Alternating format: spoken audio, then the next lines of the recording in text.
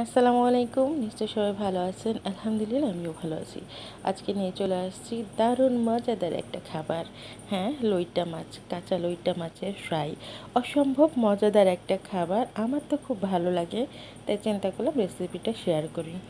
আর আপনি এভাবে ফ্রাই করার পরে এক প্লেট গরম ভাত খুব অনায়াসে খেতে পারবেন, কিংবা এটা সন্ধ্যার নাস্তা হিসাবেও যে যেরকম সস পছন্দ করে সেটা দিয়ে খুব সহজেই খেয়ে ফেলতে পারবেন। মেহমান আসলেও দিতে পারবেন। একটু অন্যরকম একটা রেসিপি থাকবে তাদের জন্য। এই যে আমি এখানে দেখিয়ে দিচ্ছি, দেখুন কি সুন্দরভাবে ফ্রাইগুলো হয়ে গেছে। ওপরে অনেকটাই ক্রিসপি, ভিতরে একেবারেই সফট। আসুন কথা না বাড়িয়ে চলে আসি মূল রেসিপিতে। প্রথমে আমি লইট্টা মাছগুলো এভাবে কেটে, যেগুলো ছোট সেগুলো 2 পিস করেছি, আর যেগুলো বড় সেগুলো 3 পিস করে। আপনার ইচ্ছা মতো আপনি এখানে পিস করতে পারবেন। আর প্রথমে আমি একটা 1 পিস লেবুর রস খুব ভালোভাবে চেপে দিয়ে দিলাম। সাথে দিয়ে দিচ্ছি 1 চামচের একটু কম আদা রসুন বাটা। একেবারে হালকা একটু মশলাতে কিন্তু এইটা আমি করেছি। দিয়ে দিয়েছি গোলমরিচের গুঁড়া, দিয়ে দিয়েছি লাল মরিচের গুঁড়া, দিয়ে দিয়েছি লবণ। আমি আমার স্বাদ মতো দিয়েছি।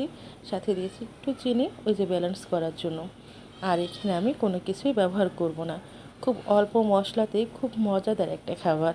আপনার ইচ্ছা করলেই বাসায় এভাবে বানিয়ে রাখতে পারেন। এই তো এখন আমার এইখানে ম্যারিনেট করা হয়ে গেল। জাস্ট 15 মিনিটের জন্য আমি এটা এখন ঢেকে রাখবো। আমরা 15 মিনিট অপেক্ষা করার পরে এইখানে নিয়ে নিচ্ছি হাফ কাপ পরিমাণ বেসন। বেসনের সাথে এখানে নিয়ে নিচ্ছি হাফ কাপের থেকেও কম, অর্থাৎ হাফ কাপের অর্ধেক এখানে নিয়ে নিচ্ছি ময়দা। ইচ্ছা করলে চালের গুঁড়া, আটা, যার যেটা ইচ্ছা ব্যবহার করতে পারেন। স্বাদ মতো লবণ, মরিচের গুঁড়া, সামান্য একটু হলুদ গুঁড়ো ব্যবহার করব এইখানে। আপনারা ঠিক যেভাবে বেগুনিটা বানান বা অন্যান্য ভাজা পোড়াটা বানান সেভাবে দিলেই হবে। একটু গোলমরিচের গুঁড়া আর নিয়ে নিয়েছি একটু ধনিয়া গুঁড়া। আর এখানে দিয়ে দিয়েছি অল্প একটু বেকিং পাউডার। মানে খুব ভালোভাবে শুকনো উপকরণগুলো এখন মিশিয়ে নিচ্ছি। আমার আর আমার পরিবারের সবার কিন্তু ভীষণ প্রিয় এই লইট্টা মাছের ফ্রাইটা। এভাবে খুব ভালোই লাগে খেতে। গরম ভাতের সাথে তো আর কোনো তুলনাই হয় না। অসম্ভব মজা লাগে। তো যাই হোক, এইখানে আমি আমার প্রয়োজন মতো পানি দিয়ে সুন্দর করে ব্যাটারটা তৈরি করে নেব। আপনারা আপনাদের ইচ্ছা মতো, কেউ যদি পাতলা খেতে পছন্দ করেন সেক্ষেত্রে পাতলা, কেউ যদি মনে করেন যে না একটু ঘনত্ব বেশি রাখবেন সেক্ষেত্রে সেভাবে পানি দিয়ে ঘনত্ব তৈরি করে নেবেন। আর হ্যাঁ, এই যে এখন এই পর্যায়ে আমি দিয়ে দিয়েছি একটু আদা রসুন। এখানে আপনারা একেবারে আপনাদের পছন্দ মতো দেবেন, কে কতটুকু খান সেটার উপর হিসাব করে। আসলে আমি এখানে কোনো পরিমাণ বলছি না, এই কারণেই যে কে কতটা মাছ নেবেন সেটা তো আসলে আমি জানি না। যে বেশি নেবেন সে বেশি দেবেন, যে কম নেবেন সে কম নেবেন। যাই হোক, এদিকে আমি 1 কাপ তেল দিয়ে কড়াইটা বসাই দিয়েছি। তেলটাও গরম হয়ে গেছে, আগে একটু চেক করে নিয়েছিলাম। এখন এই তো সুন্দর করে একটা একটা করে ওইটা মাছ সে বেটারের ভেতর তৈরি, মানে ডুবাই ডুবাই সুন্দর করে এখন তেলের মধ্যে দিয়ে দিচ্ছি। একে একে আমি এখানে প্রথম ব্যাচে যে কয়টা পারি, যে কয়টা আমার কড়াই আটবে সে কয়টা এখানে দিয়ে দিয়েছি। আর এই তো এখানে আমি যে খুব বেশি হাই হিটে এটা রান্না করেছি তা কিন্তু না, এখানে মিডিয়াম হিটে রেখেছি যেন একটু ভালো মতো সিদ্ধ হয়।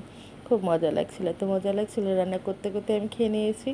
আর এরপরে তো আসলে আমার পরিবারে বিশেষ করে আমার বাচ্চারাও খুব পছন্দ করে, যেহেতু এটা মাছে খুব বেশি একটা কাটা থাকে না, মাঝখানে একটা কাটা থাকে। আর এটা আসলে খুবই নরম মাছ, এই কারণে খুব বেশি ভালো লাগে। আর এই যে এভাবে এখন আমি সবগুলো আস্তে আস্তে উল্টাই পাল্টাই ভালো করে ভেজে নিচ্ছি। এখানে ভাজাটাও আপনার উপর ডিপেন্ড করবে। আপনি যদি মনে করেন যে একটু বেশি ব্রাউন করব, সেটাও আপনার উপর ডিপেন্ড করবে। যদি মনে করেন যে না একটু কম ব্রাউন করবো, সেটাও আপনার উপর ডিপেন্ড করবে। এই তো আমার প্রায় হয়ে আসছে এইখানে মাছগুলো ভাজা। এখন আমি একে একে মাছগুলো সমস্ত উঠিয়ে নিব। মাছগুলো সমস্ত আমি এখানে উঠিয়ে নিচ্ছি। তবে এখানে বলে রাখি, অনেকে ভাবতে পারেন যে মাছগুলো ভিতরে কাঁচা আছে। না, একদম কাঁচা থাকে না মাছগুলো, একেবারে খুব ভালো মতো হয়ে যায়। এটা সামুদ্রিক মাছ এবং খুব বেশি নরম মাছ, আমরা সবাই জানি। তো এভাবে আসলে সবগুলো আমি এভাবে ভেজে নিচ্ছি পরের ব্যাচও। তো বলে রাখি, আমার এই ভিডিও যারা যেখান থেকে দেখছেন অবশ্যই আপনারা লাইক কমেন্ট শেয়ার করবেন। আর যদি ভালো লাগে আমার পেজটাকে ফলো দিয়ে রাখবেন। আর সাথে যারা ইউটিউব থেকে দেখবেন অবশ্যই আমার চ্যানেলটা সাবস্ক্রাইব করে রাখবেন। এই তো একে একে আমার সবগুলো লইট্টা মাছের ফ্রাই এখানে হয়ে গেল। আমি খুব ভালোভাবে এখন তেল ঝরিয়ে তুলে নিচ্ছি।